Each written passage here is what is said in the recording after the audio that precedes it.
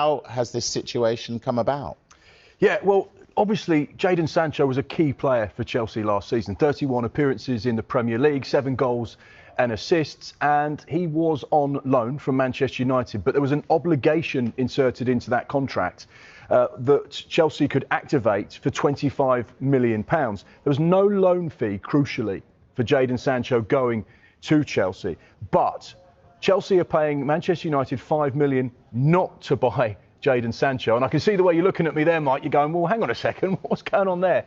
Quite simply, Jadon Sancho's representative spoke to Chelsea about potentially joining permanently, but because Manchester United were paying around 50% of his wages to play for Chelsea, he had to fit in to their wage structure, which would have potentially meant him taking a rather hefty pay cut to sign permanently for Chelsea. So therefore, they couldn't find some common ground with regards to that deal. So Chelsea said, thanks very much. We'll pay the penalty in the contract and we're going to be sending you back to Manchester United. Around Europe and crucially started the big games at the end of the season and, of course, the Europa Conference League final. So no question he's got quality and ability, but wage is the stumbling block. And Chelsea just said, on this occasion, we're going to send you.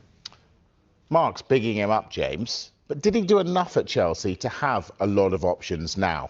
Well, I think there were really promising stages at the very beginning and right at the very end with that goal against Real Betis last week in the Conference League, which just showed what he can do and what we were used to seeing at Borussia Dortmund. It's something we've not seen a huge amount from Jadon Sancho in the Premier League, either at Chelsea or at Manchester United. But Enzo Maresca was full of praise for him when he spoke about him in the final few weeks of the season, saying that if we qualify for the Champions League, then it's because of Jadon Sancho.